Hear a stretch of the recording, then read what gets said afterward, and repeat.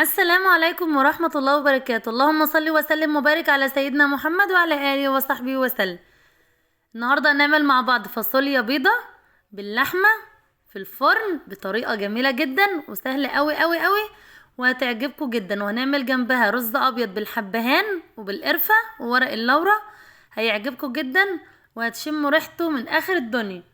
اول حاجة هنعملها بقى مع بعض، هنجيب حلة على النار فيها حتة سمن بلدي، وهننزل باللحمة بتاعنا كده نديلها صدمة وتشويحة كويسة قوي.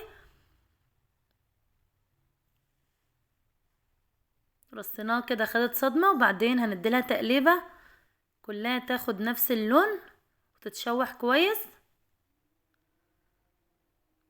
بعد كده هنزل بشوية فلفل اسمر وشوية قرفة بودر عشان ما كانش عندي قرفة خشب، وحبهان وكوبيبة صيني وقرنفل وورق لورا. تمام.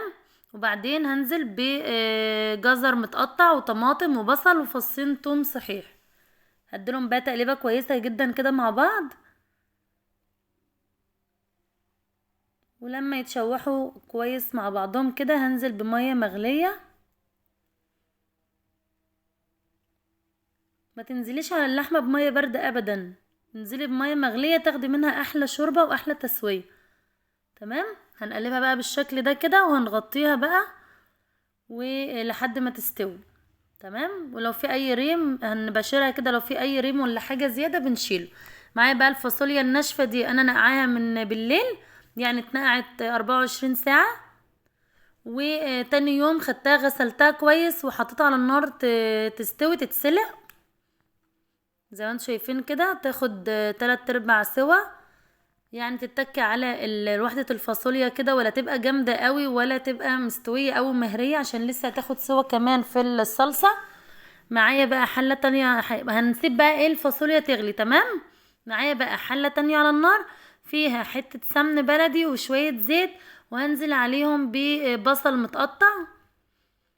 هشوح بقى البصل ده كويس قوي لحد ما يوصل لونه يبقى ايه ذهبي كده. مش هشوح مش هدبر البصل بس، لا انا عايزاه يتشوح وياخد لون. انا بحب اعمل البقوليات بالذات البصل بتاعي يبقى متحمر شويه، بدي طعم حلو قوي قوي قوي في البقوليات اللي هي الفاصوليا اللوبيا، الحاجات اللي هي زي دي. تمام. خلاص البصل خد اللون الجميل اللي انا عاوزاه، وحطيت معلقه الثوم تشوحوا كويس مع بعض. هنزل بقى بعصير الطماطم، هقلبها كويس جدا كده، وانزل عليهم بمعلقه صلصه.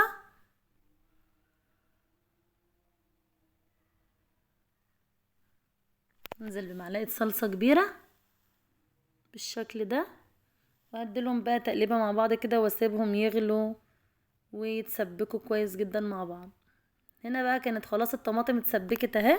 هنزل بقى بملح وفلفل وكمون وسبع بهارات فقط لا غير، وشوية سكر صغيرين علشان الحموضة بتاع الطماطم بس، مش هكتر توابل. ملح فلفل كمون سبع بهارات نقطة سكر صغيرة خالص بس كده. هقلبهم بقى كويس، وانزل بالفاصوليا بتاعتي المسلوقة ومتصفية ومغسولة، وانزل بقى اديلها تشويحة كده مع غلوة كده مع الصلصة. وبعدين هنزل باللحمة المسلوقة 3/4 سوا، وهزودها بقى مغرفتين شوربة من بتاعة اللحمة بالشكل ده. هديلها غلوة كده على البوتاجاز، وبعدين هنقلها بقى في طاجن او في حلة تكون بتدخل عندك الفرن بالشكل ده، وادخلها بقى الفرن على الرف من تحت خالص على الصاج من تحت، علشان تغلي بسرعة وتنشف معايا وتاخد اللون الجميل اللي احنا عاوزينه. تعالوا يلا بينا نعمل الرز بقى بتاعنا على ما الطاجن بتاعنا يتظبط كده في الفرن. معايا بقى حلة على النار سخنة قوي، هنزل بمعلقة زيت ومعلقة سمن بلدي، وهنزل عليهم بالحبهان والقرفة الخشب وورق اللورا. هشوح الحاجات دي كويس قوي في الزيت، ولما ريحتهم تطلع كده وريحة التوابل دي تطلع، اقوم نازله بالرز المغسول والمتصفي مشوحاه كويس قوي مع القرفة والحبهان وورق اللورا. وبعدين انزل عليهم بتلات 4 مغارف كده من الشوربة بتاعت اللحمة، بس اصفيها كويس، واكمل بقية عيار الرز بالمية. وهسيبه بقى لما يتشرب كويس قوي مع بعضه، وبعدين اقلبه واهدي عليه النار. وده شكل الرز بتاعي بعد ما استوى، تحفة وريحته جميلة جدا جدا جدا بالحبهان والقرفة، وريحته جايبة معاكي لاخر الشارع بصراحة، وطعمه حلو قوي. ده الطاجن بتاعنا بقى بعد ما طلع من الفرن. الله على جماله، الله على الريحة وعلى الجمال وعلى الطعم الخطير بجد. يبقى فايتك كتير قوي قوي قوي لو ما عملتش الفاصوليا بالطريقة دي. تحفة جميلة، ريحتها تجنن، خفيفة، طعمة طعمة بصراحة تحفة والله العظيم. جربيها بنفس اللي انا عملته ده وهتعجبك اوي ان شاء الله. وهنا بقى الرز بتاعي المفلفل الجميل اللي بالحبهان، يا لهو على الريحة والطعم الجميل بتاع الرز. بعشق الرز الابيض بالحبهان يا بنات، طعمه تحفة. هنقدم بقى الاكل بتاعنا بالشكل ده. ودي كانت بقى اكلتنا النهاردة ووصفتنا السهلة اوي النهاردة، واشوفكم في وصفة جديدة ان شاء الله. وما تنسوش تعملوا لايك وتشتركوا في القناة وتفعلوا زر الجرس عشان يوصلكوا كل جديد.